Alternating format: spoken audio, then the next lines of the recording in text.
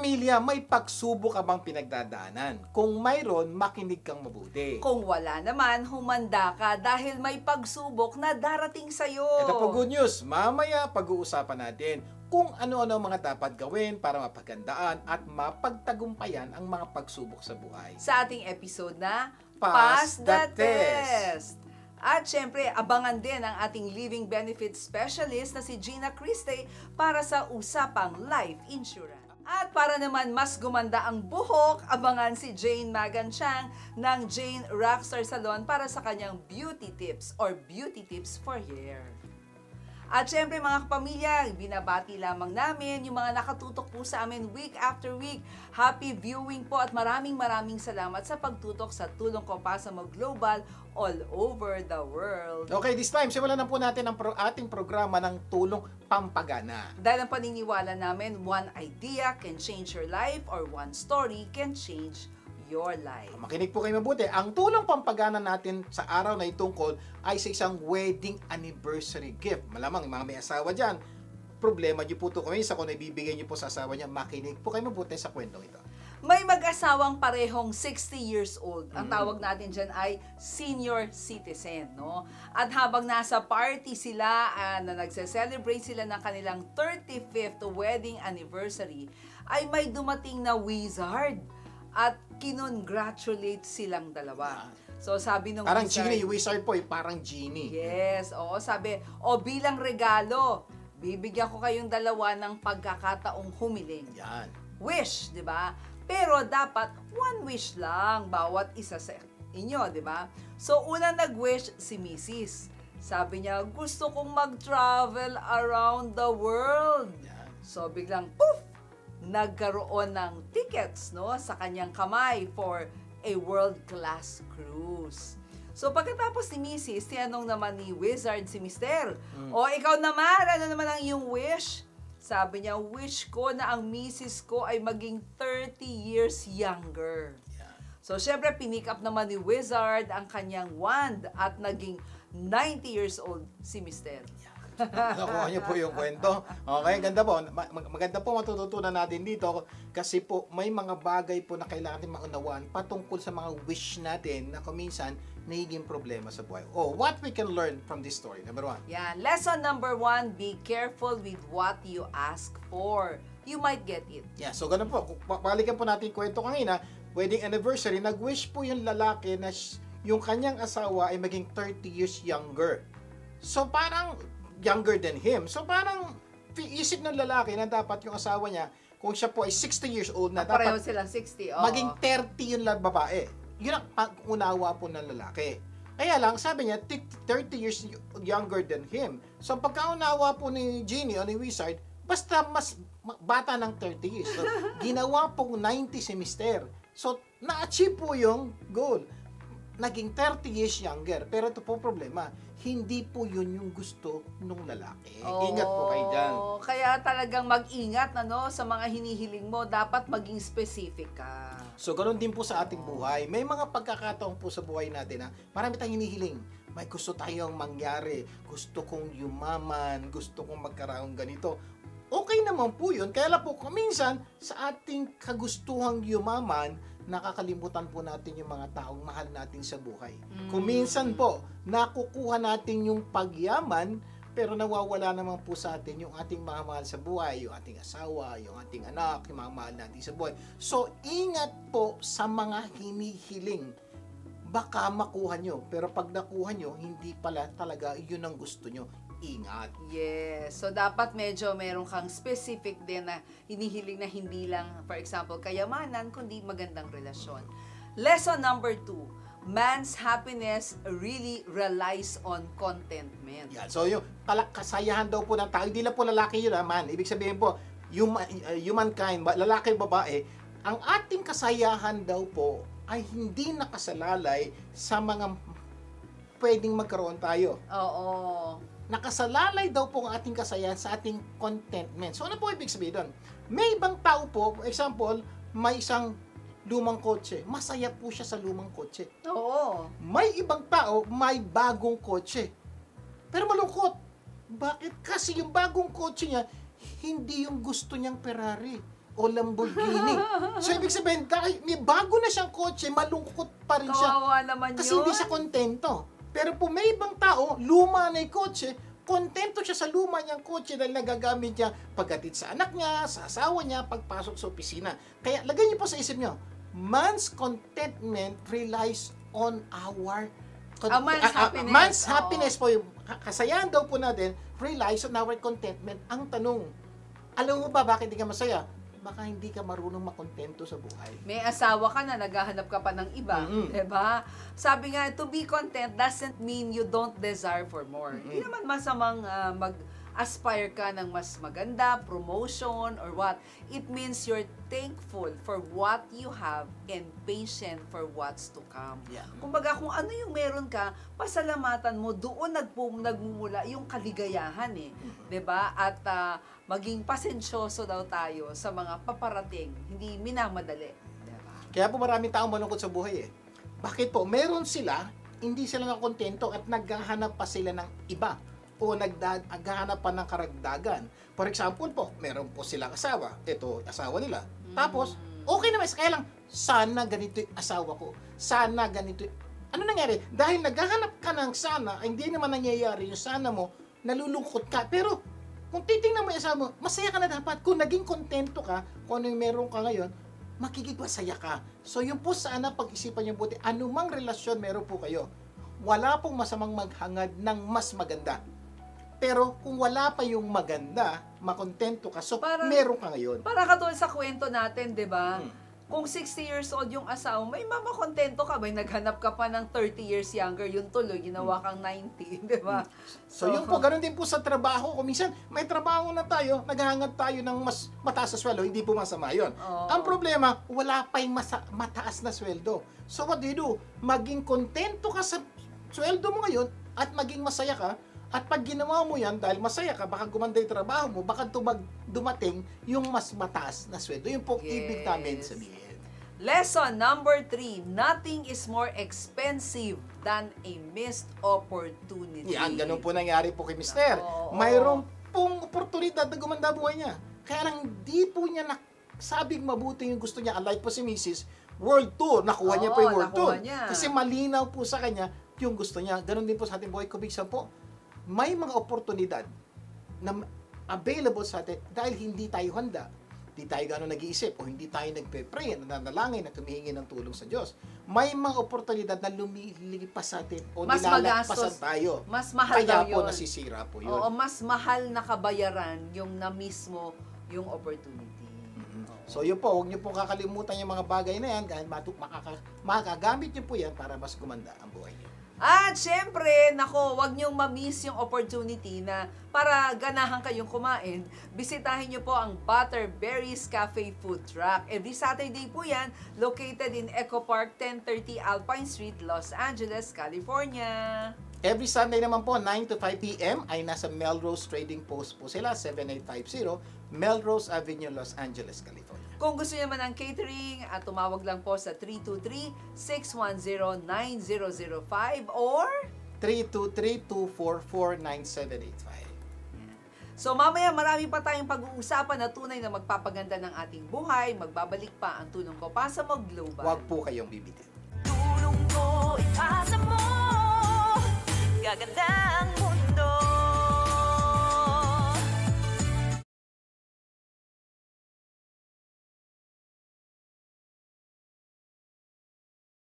Tulong ko ipasa mo, gaganda ang mundo.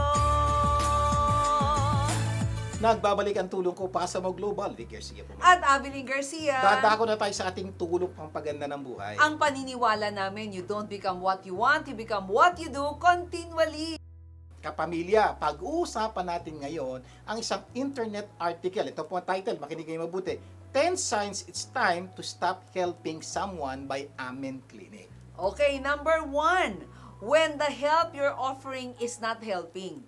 Sabi nga ng isang clinical psychologist si Jordan Peterson, if you're offering help to someone, a family member, anak mo, kaibigan, partner mo, even a stranger, and it's not helping or they are not accepting the help, then stop trying. Yan. So may mga pagkakataon po sa buhay natin na gusto nating tumulong, pero nakikita mo yung tulong nyo, hindi naman po nag-i-improve yung buhay ng tao, baka kailangan nyo tumigil. Or, tumutulong kayo, pero tingin nyo naman po, ayaw tanggapin ng tao yung tulong nyo, maganda po, itigil nyo na po yun dahil may problema daw yung ganyang klaseng pagtulong. Yes, oo. So magandang meron tayong guidelines kung kailan tayo dapat tumulong at kailan dapat huminto ng tumulong. Number 2, ito daw ang senyales not to help, no? If you care more than the individual you are helping. So, do you ever feel more invested in helping someone than they are in helping themselves? So, withdrawing your assistance may be the best thing you can do for all involved. So ito naman yung mga pagkakataon na feeling niyo po na ikaw gusto mong magbago siya, ikaw gusto mong ayusin ang buhay. Pero siya po parang wala po siya. He don't care or she don't care, magbago o hindi magbago ang buhay niya, parang punto po rito. But maliit yung posibilidad na matulungan niyo siya dahil siya ayaw niya. Siya mismo. Siya oo. mismo. Pag ganun po daw po, baka kailangan wag na po tayong tumulong directly. Hindi ko po sinasabing huwag kang tumulong. Pero siguro, mag-pray nyo na lang po, pero directly, pabayaan po natin siya dumating sa puntong siya ma-realize niya, kailangan niya magbago. Oo, kasi mas mahirap yung unsolicited help, di ba? Mas maganda yung kinakailangan niya so that ma-embrace niya yung pagbabago. Number 3, you are feeling angry or resentful about helping. Naku, medyo hindi maganda yan. Kasi feeling anger and resentful about the assistance you provide is often an indication that something is amiss. Yeah, So, kaya i-check mo yung sarili mo, yung motive mo. Are you giving too much? Or bakit ka nagagalit? Baka hindi na maganda kasi yung pagtulong mo hindi na joy para sa'yo. So yun po, pag dumating na po kayo sa puntong tumutulong kayo pero nagagalit kayo, baka kailangan nyo na munang tumigil. Kasi po, baka yung tulong nyo, medyo talaga hindi na makatulong sa tao dahil habang ginagawa nyo, nagagalit kayo sa tao at ikaw, naapektuhan ka ng emosyon. So pag ganun po, tigil mo muna dahil baka walang magandang kapuntahan po. Sabi nga ng salita ng Diyos, 'di ba? A cheerful mas maganda yung cheerful ang giver, 'di ba? Kaysa sa resentful ka. So hindi naman maganda kasi God loves a cheerful giver. Number 4, when the recipient of your help fails to meet agreement. So halimbawa, you have an adult child who struggles with addiction, tapos umuutang sa'yo, gipit lang daw siya, pinautang mo naman kahit yung pera mo ipambayad mo na ng renta ng bahay. Kaya lang na-discover mo, they spent it on something else, 'di ba? Yung addiction nga. And babalik sa'yo and ask for more. So this is an opportunity to stop helping kasi hindi na siya sumunod sa agreement ninyo. Yan, so may mga pagkakataon po ganyan, may usapan kayo, pero di sumusunod. At naging paulit-ulit na po ito. So ibig sabihin po, yung tulong yun, hindi na talaga nakakatulong. Ang nangyayari po, yung tulong nyo, nagagamit niya sa iba, so lalo niya pong nakukuha yung mga bagay na hindi niya dapat makuha. Pag ganyan po, baka kailangang tumigil muna kayong tumulong. Oo. Number 5, when your help fosters dependency and helplessness. Providing help to others can be an ego-boosting habit that enables you to feel needed or in control or a savior mentality, di ba? Kaya lang, this can create dependency and helplessness in the recipient of your help. So, which can cause real harm. Baka mas makasama sa kanya yun. So, ibig sabihin po, kung tingin nyo na po, yung taong tinutulungan nyo, parang wala na pong initiative, ayusin yung buhay niya. Oo. Ibig sabihin po, alam niya, may magbibigay, may mag-aabot. Pag dumating na po kayo sa puntong dependent na po siya sa'yo, problema na po yan. Ibig sabihin, hindi ka na nakakatulong, tinuturuan mo na siyang maging dependent. Delikado yan. Oo, parang ayaw na magtrabaho, bibigyan mo naman eh. Tapos, number 6, your offer of help is exhausting your resources. So, whether oras mo yan, energy, resources, yung pagtulong mo ay parang wala na. So, dapat make sure nandun sa means mo. If assisting someone else is overtaxing your energy or resources, hinto na. Ibig sabihin, hindi na masaya yung pagtulong mo. Ibig sabihin po, wala na po kayo itutulong. Ibig sabihin, pinangungutang nyo na yung pagtulong sa iba, problema na po yun. Kasi po, ang nangyayari po, ikaw na one day mangangailangan ng tulong. Kasi tandaan niyo po, dapat tumutulong po tayo sa ating overflow, yung sobra po natin. Yes. Pero pag tayo na po yung wala na, dahil mahirapan na po tayong tumulong sa iba. Number 7, if you are being manipulated to provide help, paano yan? If you notice that you're being psychologically coerced into doing something for someone you don't want to do, wag muna. So pag feeling nyo, niloloko na kayo, alam nyo nang niloloko kayo, hingi ng tulong, hindi na totoo, kailangan daw ng gamot, pero alam nyo na walang sakit, so medyo problema na po yan. Huminto na po kayo ng tulong pag ganun po yan. Number 8, if you are making excuses for someone or kino-compromise mo na yung integrity. So if someone expects you to be dishonest, ko-compromise mo yung integridad mo or you put yourself at risk, it's a clear signal, wag mong tulungan. Yeah, so may mga pagkakataon po na dahil gusto nating tulungan, magsisinungaling tayo sa iba. Dahil gusto nating tulungan, makakagawa tayo ng mali na against our values para matulungan siya. Pag ganun po, baka kailangan nyo na humingi ng minto ng pagtulong. Parang Robin Hood. Number 9, when you find yourself giving unsolicited help or advice. Kasi may mga parents, di ba, will often jump into rescue or give advice to their children instead of simply listening, allowing them to struggle and figure things out or asking if they want help. Minsan, it's easier to try to help than feel the anxiety of seeing the loved one struggle. So may mga pagkakataon po na hindi na makahiningan ng tulong, magiging makikialam kayo. Iba na po yun. May mga bagay na hingin ng tulong, tumulong ka, pero may mga bagay na hindi naman niya kailangan ng tulong, parang feeling mo, mali yata ginagawa niya. Pag gano'n na po, ingat po, delikado po yung unsolicited advice, yung nagiging pakialamero na tayo sa buhay nila. And number 10, when helping another person is dragging you down. Oo, parang you might need to let go and move, no? To preserve yourself naman. So, isang example dito is practicing yung addict, 'di ba? Yung nagpa-practice ng addiction. If helping the addict is killing you, then it's a signal to let go. So, ibig sabihin po, ikaw na po, dumarating ka sa puntong ikaw nahihirapan ka na rin. Ikaw parang nangihina ka na rin. Ikaw parang ayaw mo na rin gawin yung dapat gawin. Pag ganun po, na ikaw hinihila na niya pababa, sa lagay na ikaw ang humila sa kanya pataas, baka kailangan ka munang tumulong. Hindi po ibig sabihin, huminto ng tulong, hindi ibig sabihin hindi ka natutulong. Magpapalakas ka muna, humanak muna ng ibang taong tutulong sa kanya dahil ikaw, baka masira na rin ang buhay mo. Wow! Sana marami tayong natutunan sa ating pinag-usapan. At mamaya po sa tulong dagdag kaalaman, pag-uusapan natin ano na mga dapat gawin para mapagandaan at mapagtagumpayan ang mga pagsubok sa buhay. Magbabalik pa ang tulong ko para sa mga global. Huwag bibitiw. Tulong ko, ipasa mo. Gaganda ang mundo. Tulong ko, ipasa mo. Gaganda ang mundo. Nagbabalik ang tulong ko, Pasa Mo Global, Vic Garcia po muli. At Abiling Garcia. Dadako na tayo sa ating tulong dagdag kaalaman. Kung saan hahanap tayo ng paraan para mas madagdagan ang ating kaalaman. Kapamilya, tandaan mo ito. Great preparation always leads to great performance. Kaya maraming tao hindi gumaganda ang buhay dahil hindi maganda ang kanilang paghahanda. Totoo po yun. Kaya minsan katakatay, ba't mali yung resulta? Kasi minsan hindi po natin napaghandaan ng isang bagay. So, ano ibig sabihin ito? So, bigyan po namin kayo ng example para mas maunawaan yung mabuti. Sample. Diba sa eskwelahan, kapag maraming estudyante bumabagsak sa test, ang dahilan ay hindi sila naghahanda ng maayos. Hindi sila nagre-review. Yeah, so diba? kaya po, naging estudyante po tayong lahat. At may mga pagkakataon bumabagsak tayo ng exam. Kadalasan po, ba't tayo bumabagsak sa exam? Hindi tayo naganda. It's either nung lecture hindi kayo nakinig, o kaya hindi tayo nag-take notes, o kaya may notes tayo, hindi natin ni-review. So, pagdating po nung exam, wala tayong maisagot kasi hindi tayo handa. Oo. Pero kung handa tayo, nag-aral tayo, nag-review tayo, ginawa natin lahat ng dapat natin gawin, pagdating po ng exam, ang tawag natin yung chicken. Ano po yung chicken? Ang dali-dali naman po exam. Yun po nangyayari, kaya nagiging mahirap ang isang test dahil hindi tayo handa. Oo, ganun din sa buhay. Kaya maraming tao bumabagsak sa pagharap sa mga pagsubok ng buhay dahil hindi ito maayos o nandito na paghahandaan ng tama. So kaya ikaw, kung may mga pagsubok ka sa buhay ngayon, ba't para bang bumabagsak ka? Hindi mo nagagawa yung mga dapat mong gawin. Isa lang po ang normal na sagot yan.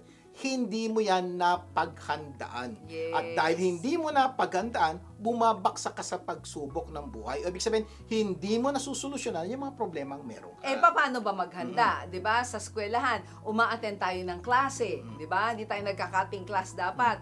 Nakikinig. We ask questions, we take notes, review your notes or yung books mo and other resources. You join group study, you ask for a tutor, you make and take practice test at marami pa iba. And kapag ginawa mo itong mga to, malamang you will pass the test in school. So alam na po natin, yan po yung dapat gawin sa school. Okay. So sir, anong connection sa buhay? Now, the same is true sa buhay. Kailangan po kayong mag-prepare. At napakadami pong paraan to prepare sa mga pagsubok ng buhay. Ito po mangyayari. Pag may pagsubok sa buhay at pinagandaan mo, ano mangyayari? Mapagtatagumpayan mo yan. At pag napagtagumpayan mo ang mga pagsubok ng buhay, aangat at aangat ang buhay mo. Yung pong gusto mong mangyari, tama? So, ang dapat mong gawin ngayon ay alamin kung ano mga dapat gawin para mapagandaan at mapagtagumpayan ang mga pagsubok natin sa buhay. Pag nalaman nyo yan, promise, gaganda ang buhay niyo. At ang good news, pag-uusapan natin kung ano-ano ang dapat gawin para mapaghandaan at mapagtagumpayan ang pagsubok sa buhay. Sa ating episode na Pass the Test. Kaya po pass the test ang title. Dahil paghandaan natin ipasa yung mga test natin sa buhay. Sir, ano-ano ang dapat gawin? Makinig po kayo mabuti. Kung meron po kayong pagsubok ngayon, makinig kayo mabuti dahil kailangan mo ipasa yan. O wala pa kayong pagsubok, makinig kayo mabuti dahil promise may darating na pagsubok mamaya o bukas na pagdating nun, dapat handa ka para ipasa mo. Makinig kang mabuti. Number 1, go to school of life and learn. Yeah. No, pumasok ka sa eskwelahan ng buhay at wag ka lang pumasok, matuto ka sa eskwelahan ng buhay. So ito po, makinig kayo mabuti. Ibig sabihin, kailangan mo maintindihan ang buhay parang eskwelahan. Yes. Ang buhay natin, ha? Araw-araw pumapasok tayo sa eskwelahan ng buhay. Ang aming suggestion ito, lagay niyo sa isip, pagdilat niyo pala ng mata, nasa school na ako. Unlike po sa school na actual, papasok pa sa school. Ito po hindi. Pagdilat mo ng mata, nasa school of life ka na. Simula na ang pag-aaral. So, umattend ka ng buhay at matuto ka sa buhay. Pag ginawa mo yan, ako malamang ipasa mo na ang mga pagsubok mo sa Isang napakagandang paalala ni Malcolm X. Sabi niya, education is the passport to the future. For tomorrow belongs to those who prepare for it today. So yun po, ibig sabihin, kung gusto daw natin gumanda ang buhay natin bukas, mag-aral tayo ngayon. At ang pinag-aaralan natin ngayon, we're now in the school of life. At school of life starts the moment you wake up. Pag-gising, pagtulog mo dun, parang aalis ka na sa school. So, ibig sabihin, buong araw, dapat nag-aaral ka. At pag natuto mong pag-aralan ang buhay, malaki po posibilidad ipasa mo mga pagsubok ng buhay. Siguro tanong niya, meron palang pag-aral ng buhay? Ito po yun. Pag-aralan natin ang buhay. Sabi ni Jim Rohn, learning is the beginning of wealth. Learning is the beginning of health. Learning is the beginning of spirituality. Searching and learning is where the miracle process all begins. So, saan daw nagsimula lahat? Learning. Ang problema, hindi ka matututo kung hindi ka papasok sa eskwela. Ito ang problema. Marami sa atin, araw-araw bumabangon, pero hindi natin iniisip na eskwelahan yun. Ito po, lagay nyo na sa isip nyo. Pagdilat ng mata, pasok na ako sa eskwela. At ano dapat gagawin? Matuto ako sa bawat tinuturo ng buhay. Sabi nga ni Warren Buffett, ito ng isa sa pinakamayamang tao sa buong mundo, the more you learn, the more you earn. Yan, sama. Di ba? Sa mga gusto pong kumita ng malaki, learn more at you will earn more. Simple lang po. Isa sa mga dahilan ba't marami sa atin hindi kumikita ng malaki? We're not learning. Promise po, when you learn, hindi po namin sasabihin learning, you go to school. Hindi po. Kaya sinasabi natin, you go to the school of life. Pag dilat ng mata, school of life, learn. Minsan nga yung pag-observe mo, di ba, learning na yun. Pag nagbabiyahe ka, pumupunta ka sa iba't ibang bansa, nakikita mo how they do things, natututo ka na. And the beautiful thing about learning is that no one can take it away from you. Sabi ni B.B. King yan. So, payo ko lang, hindi po kailangan pumunta ng ibang bansa para matuto. Pag dilat mo pala ng mata, nakita mo yung asawa mo, what can I learn from my wife? Nanay mo, what can I learn? May matututunan ka. Pangit at maganda. Ay, pangit yun. Hindi ko gagawin. Ay, maganda yung susundin.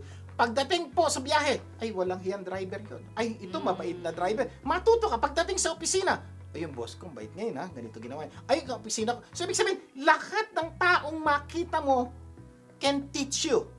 Kung if you are willing to learn and if you attend the school of life. Promise po, you don't need to go to school to learn. Just go to the school of life. But learning is not attained by chance. Yes. Hindi yan swerte-swerte. It must be sought for with adore and diligence. Sabi ni Abigail At. So, yung po paulit-ulit namin sinasabi, dapat po, pagising nyo sa umaga, hahanap ka, what can I learn from this? What can I... Ibig sabihin talagang, sinahanap mo, ano yung matututunan mo. Kasi napakaraming tao po, araw-araw bumabangon, pero hindi natututo sa buhay. Araw-araw nabubuhay, pero hindi natutunan. Bakit po? Hindi sila naghahanap ng matututunan. So, punto po nito, maghanap ka ng matututunan mo sa bawat sitwasyon ng buhay mo. Promise, may matututunan. Kaya pala sabi ng isang kaibigan natin there's no such thing as bad teacher. Kasi kahit na bad or good ang tingin mo May sa teacher mo, matututunan ka. may matututunan ka. At itong isang paalala ni Brian Herbert, sabi niya, the capacity to learn is a gift. The ability to learn is a skill. And the willingness to learn is a choice. Simple lang po. You must be willing to learn. Ang problema po, piliin maraming mo. tao, live their life, hindi natututo kasi hindi po sila willing to learn. Kaya nga po, ulit-ulitin ka, pagdilat ng mata. Lord, Aral. ano yung matututunan ko sa araw na to? May sitwasyong pangit na nangyari. Ano matututunan ko sa sitwasyon na? Promise po, araw-araw, ang dami yung matututunan na magpapaganda ng buhay. Ang ganda na sinabi mo pagbukas mo pa lang ng mata mo, nasa eskwelahan ka na. Paalala ni Tom Clancy, life is about learning. When you stop learning, you die. Totoo. Diba? Hindi mo na mabukas yung mata mo Unti-unti po, mamamatay na ang buhay nyo, karir nyo, relasyon nyo, at kung ano pa na. Kaya napaka-importante po, attend the school of life. May paalala pa si Laila Akita, sabi niya, life is a continuous learning experience. Tuloy-tuloy. Diba? You can learn something new every day if you have an open mind and willing to learn. Yun na napaka-importante. Buksan po natin ang isip natin na pwede tayo matuto. At may matututunan tayo. Ang problema nga po, maraming tao, hindi po ganun ang pananaw sa buhay. Kaya po hindi natututo. At dahil hindi natututo, hindi po pumapasa sa pagsubok ng buhay, kaya hindi gumaganda buhay. At para matuto, wag absent. Kasi baka may lesson kang hindi matutunan. Kasi di ba, minsan sabi, bakit hindi mo alam yan? Ako, baka nag-cutting class ako, baka nag-absent ako. Kaya So, wag ka absent. Bago tayo mag-break, may good news kami sa inyo kung nagbabala kayong umuwi sa Pilipinas o may kilala kayong uuwi ng Pilipinas. Ang Crown Plaza Manila and Holiday Inn Manila Galleria, dalawa sa pinakamagagandang hotel sa Pilipinas, ay magkakaloob ng free hotel accommodation. Ang dapat nyo nang gawin ay simple-simple. Magpadala po kayo ng email. Ito po yung email address. tulongkopasamoglobal@gmail.com. So, kung spelling po, yun lang po. tulongkopasamoglobal@gmail.com. Ano yung susulat? Isusulat nyo lang po yung pangalan, address, contact number para makontak namin kayo. At bakit ba kayo nanonood ng Tulong Ko Pasa Mo? Ganun kasimple. Yes, at syempre mas magandang isama ninyo yung mga natututunan nyo sa Tulong Ko Pasa Mo Global. At syempre ang may pinakamagandang dahilan or na ipadalang sulat sa amin ay pagkakalooban po namin ng free hotel accommodation. Kaya sali na, may premium hotel accommodation ka na, libre pa. We will notify you by email if you have been selected to receive the complimentary hotel accommodation. Sa aming pagbabalik, itutuloy pa po natin ang ating kwentuhan. Magbabalik pa ang Tulong Ko Pasa Mo Global. Huwag bibitiw. Tulong ko, ipasa mo. Gaganda ang mundo. Tulong ko, ipasa mo. Gaganda ang mundo. Nagbabalik ang Tulong Ko Pasa Mo Global. Vic Garcia bumalik. At Abilene Garcia, bago tayo magpatuloy sa topic na ito, ay magbibigay daan muna tayo sa mga beauty tips ni Jane Maganchang ng Jane Rockstar Salon. Jane! We must treat other people well and make the Spirit of God dwell. But don't forget to give yourself attention. Like giving your hair a different version. We must treat other people well and make the Spirit of God dwell. But don't forget to give yourself attention.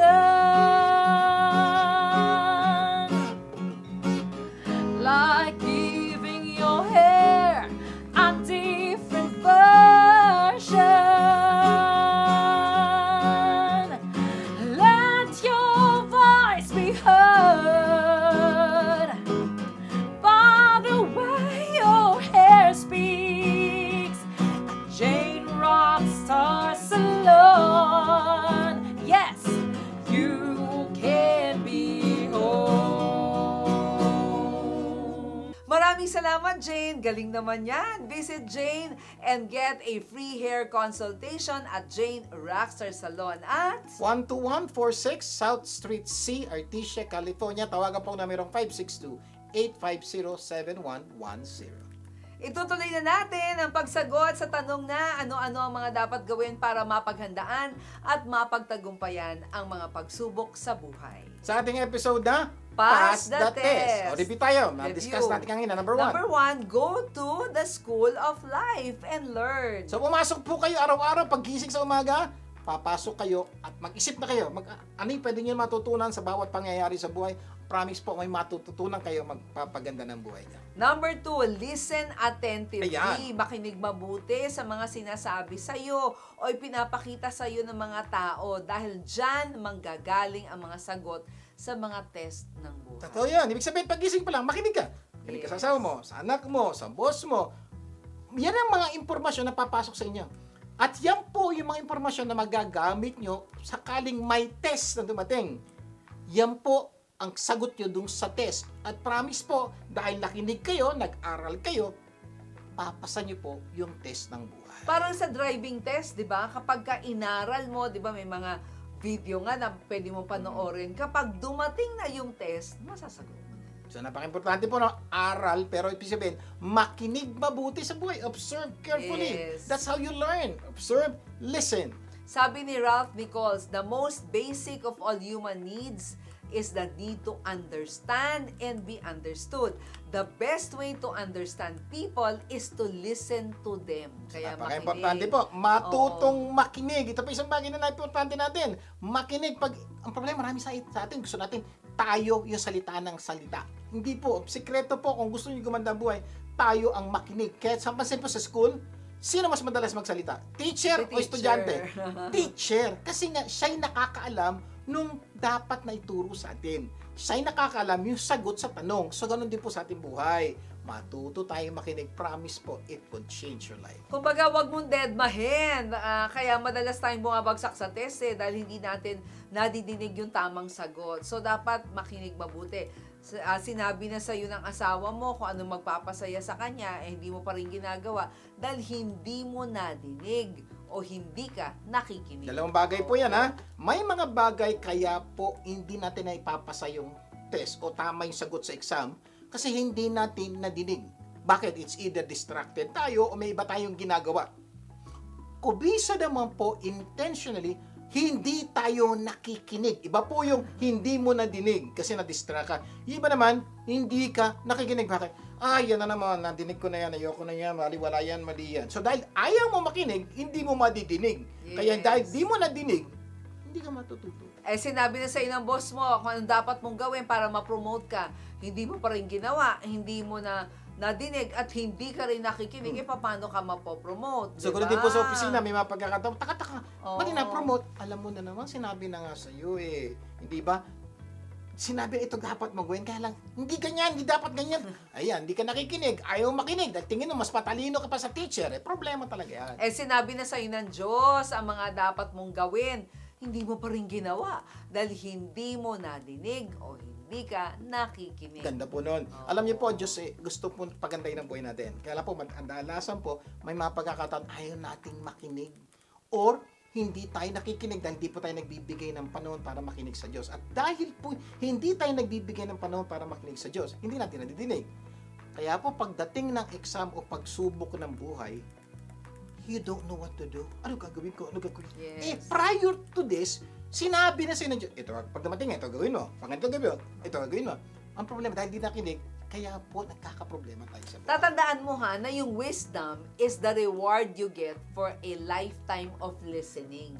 No, when you'd have preferred to talk. Gustong-gusto mo nang magsalita, pero nag-opt ka to listen, ay napakaganda. Meron kang reward. Ano yan? Wisdom. So, wisdom daw po your ability to apply the knowledge in a specific situation. So, saan nyo doon kukuha yung wisdom? Pag nakikinig, kaya napaka-important. Ako po, isang bagay po, pag may kaharap po akong taong tingin ko mas magaling sa akin, mas matalino sa akin, mas matanda sa akin, I seldom talk. Because I Listen. want them to talk so that I can listen and learn. Tandaan nyo to, when you talk, you are only repeating what you already know. Kasi alam mo na eh. 'Di ba? But if you listen, you may learn something new. So, napaka-importante po yung pakikinig. Kaya, please po, matuto pong makinig. Dahil po, marami kayong bagay na matututunan na magpapaganda ng buhay. Number 3, ask questions. Yan. Magtanong kung meron kang hindi nauunawaan. Marami sa atin kaya sumasabit kasi nag-a-assume o nanghuhula. Pwede namang magtanong. Yan. So, ganun din po sa school. May pagkakataon, ma'am, kala ko kasi ganito yung sinabi niya, akala ko. Ang tanong, pagdating sa exam at sinulat mo yung akala mo, tama, mali? Mali. Ganun din po sa buhay. Pag meron kang nadinig na sinabi ng nanay mo, tatay mo, kapatid mo, asawa mo, hindi malinaw. Ulitin, sabi mo, mami, daddy, o asawa mo, anong ibig ko sabihin? Hindi po masamang magtanong para makasigurado. Ganon din po sa ating mga karir. Matuto po tayo magtanong. Minsan kasi parang pride na rin di ba? Nako, kung nagtanong ka lang sana hindi ka nagkamali. So, if you don't know, huwag ka maghula. Don't guess. Ask. So, napaka-importante po paalala niya, kung hindi mo alam, na may mga pagkakataon di natin alam, magtanong. Or kuminsan, hindi malinaw ang pagkadinig mo o hindi malinaw yung pagkaunawa mo, huwag kang manghuhula. Baka ito gusto niya sabihin. Baka ito. Huwag po. Hindi na po masamang magtanong sa school. Yes. Ganon din po, hindi po masamang magtanong sa asawa, sa anak, sa magulang, sa teacher, sa boss mo, sa kaopisina mo. Pwede po magtanong at pag nagtanong po kayo, may iwasan ng mali. Bakit hindi na kayo manghuhula? Dahil alam nyo na yung sagot. At paalala ni Anthony Robbins, the quality of your life is determined by the quality of your questions. Mas maganda ang tanong mo, mas gaganda daw ang buhay mo. Kaya pag napakimportante, pag tanong ka ng tama, malang makakakuha ka ng tama. So ganun po.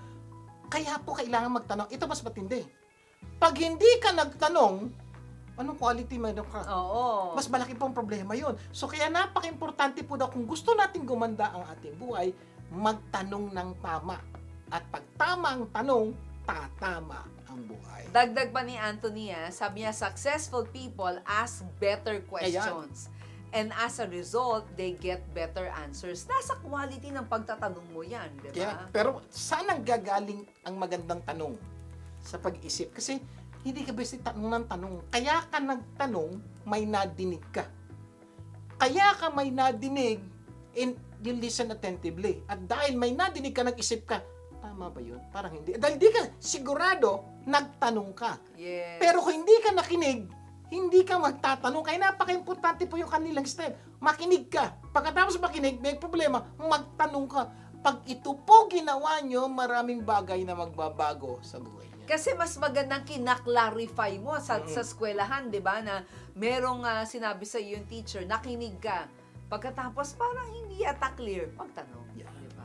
Mamaya po, itutuloy pa po natin ang ating usapan kung ano-ano ang dapat gawin para mapagandaan at mapagtagumpayan ang mga pagsubok sa buhay. Magbabalik pa ang tulong ko para sa mag-global. Huwag bibitin. Tulong ko ipasa mo, gaganda ang mundo. Tulong ko ipasa mo, gaganda ang mundo. Nagbabalik ang tulong ko para sa mag-global. Take care, see everyone. At Abilene Garcia, bago natin ipagpatuloy ang topic sa araw na to, magbibigay daan muna tayo sa usapang life insurance mula kay Gina Criste. Gina! Kapamilya, may life insurance ka na ba? What do you do when a life insurance agent talk to you? Umiiwas ka ba o hinaharap mo siya?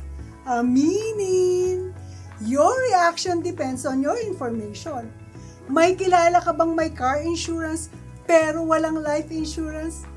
Bakit kapag car insurance ang pinag-uusapan, hindi na pinag-iisipan? Di ba pag bumili ka ng kotse at wala pang car insurance, di ba hindi ito pwedeng ibiyahe? Eh ikaw, naiisip mo ba na kapag wala kang life insurance, hindi ka rin dapat bumiyahe? Serious car accident may happen when you are on the road, but death may happen even when we are not on the road. Isang sama lang ng loob sa loob ng bahay ay maaaring bumawi ng buhay. Kung may car protection, bakit hindi kumuha ng life protection? Mahalaga na may insurance ang kotse, di ba? Pero hindi ba't mas mahalaga ang insurance ng buhay mo? Don't wait until it's too late. Alamin ang benepisyo at sigurado ang mga mahal mo matutuwa sa iyo. Ano ba ang mga to? Number 1, financial security for loved ones. Your life insurance ensures that your beneficiaries receive a death benefit. Hindi natin maiiwasan ang kamatayan, kaya bigyan ng pamilya ng kapayapaan. Number 2, debt repayment. Ang tulong ang ipasa mo, huwag ang utang mo. Magpamana para makatulong sa kinabukasan ng pamilya at hindi utang na magpapahirap sa kanila. Your life insurance can also be used to pay off outstanding debts. Kapag wala ka na, paano na? Kung ang kotse mo ay may insurance, di ba dapat mas mahalaga ang insurance ng buhay mo? Kaya ano pang hinihintay mo? Call or text me at 323-244-9784 at tutulungan kita para matulungan mo din ang iba. Ito po si Gina Christie. Until next time! Maraming salamat, Gina! For more information about life insurance, tawagan nyo lang ang numerong nakapost or tumawag lang or mag-email sa tulongkopasa@global@gmail.com. Okay, tutuloy na po natin ang pagsagot sa ating tanong na ano-anong dapat gawin para mapaghandaan at mapagtagumpayan ang mga pagsubok sa buhay. Okay, sa ating episode na Pass the Test. So, review tayo. Ano yung kasama natin kanina? Number 1. Go to the School of Life and Learn. Pagising sa umaga, school na yan. Pasok. Number 2, listen attentively. Pumasok ka na rin lang naman, di makinig ka. Ayan. Pagising mo, pasok ka, makinig ka dahil marami kang matututunan sa pakikinig. Paalala lang, wisdom is the reward you get for a lifetime of listening when you'd prefer to talk. Number 3.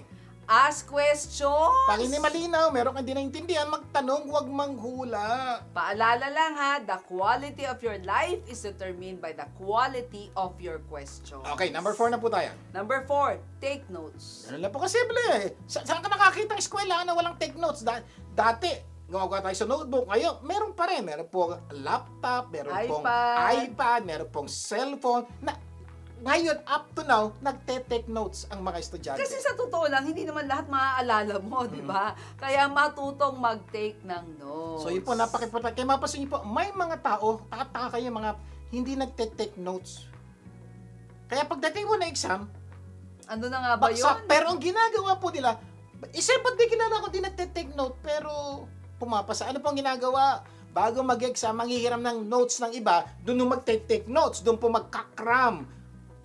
Sir, pumapasa pa rin naman. Pumapasa, pero kung ginawa niya earlier yon, hindi siya dapat mag-prom at hindi siya dapat paspasang awa. Ang punto po natin dito, take note. Kung wala siyang classmate na nag-take notes, saan siya manghihiram ng notes? So, napaka-importante, tayo yung nag-take notes sa mga bagay na natututunan. Oo, kasi writing things down is the first step towards making things happen. Kumbaga, mag-take note ka ng mga dapat mong gagawin. No? Ang tawag dyan, yung mga to-do list natin para maliit ang posibilidad na makalimutan mo. Kasi kapag wala kang listahan, madalas marami kang makakaligtaan. Isa pong napakasimpleng, napakaganda pong dapat matutunan ng bawat tao ay yung things to do list. Ibig sabihin po, dapat sinusulat mo na yung dapat magawin araw-araw. Kasi kadalasan naman po, bihira naman po yung taong ayaw gawin isang bagay. Sino pa yung taong pinabili ng asawa niya ng gatas para sa anak niya? Hindi gagawin bumili. Pero gano'n na po pagkakataon na hindi nakabili si Mr. ng gatas. Hindi po niya sinadya. Nakalimutan niya lang. Kumisan nga, pumunta pa nga siya ng grocery. Hindi niya nakuha yung gatas kasi iba yung naalala niya. Kasi wala siyang listahan. Kaya, make a habit of having a list. Okay? pwedeng nakasulat o sa cellphone. Dahil po things to do list. Minsan nga, aakyat ka lang bay kukunin ka. Ano na nga ba yung kukunin mo? Kung sinulat mo, ito kukunin ko, mas madali, di ba? Take note po sa mga dapat mong tandaan. Ang tawag dyan, sabi natin kanina, is yung mga to-do list mo or things to remember, di ba? Sa bahay mo, yung sinabi mo kanina, di ba, na mga bagay na bibilhin mo or even yung mga appointment mo, di ba? So yun po iba yung things to do. Ito dapat ito naman po, things to do, list ng mga dapat mong tandaan. Kumisan, ano nga pa yun? Ano nga pa yung address ng ganito? Di ba nakalimutan? Susulat mo. Ano nga ba yung sinabi ni Mr. palagi? Susulat mo. So, ibig sabihin po, para pag may sinabi si Mr. ngayon may babalikan ka. Yun po ibig sabihin, dapat may notes ka, gawa ka ng notes para may babalikan ka pagdating ng pagkakataon. Pati sa relasyon. Oo, 'di ba? Kasi mga mister, 'di ba? Ayaw ng misis ang hindi nagkikiss o hindi nag-hug. Edi take note mo. Tandaan mo. Kaya po iba may post-it pa nilalagay sa pader ng kanilang bahay. Bakit? Para maalala po yung mga bagay nito. Yes, kasi paalala ay gamot sa mga taong nakakalimot. Sa mga anak naman, mag-take note ka. Dapat sumagot ka ng may po at opo. Maganda pa rin yun kahit na nasa Amerika ka, meron ka pa rin yung nakagawi ang paggalang. Diba? So, napaka-importante. Take note po, bawal gumamit ng cellphone during meal. Huwag mo makakalimutan yun. Take note. Kaya po, noted. Sabi nila, noted. Ibig sabihin, nadinig ko. Ibig sabihin, gagawin ko. O mag-take note ka kung saan mo kinuha, doon mo ibalik para mas Yan po, tidy ang bahay. mga simpleng bagay na pag palaulit mo nilagay mo sa isip mo, gaganda po ang relasyon mo sa mga taong nakapaligid sa iyo. O sa mga nagda-diet, mag-take note ka. Isipin mo lagi yung moments in your lips, months on your hips. Yeah. So, ilang segundo lang po sa bibig niyo, pero laki na epekto sa katawan niyo. So, bago sumubo, ano sabi mo? Moments in my lips.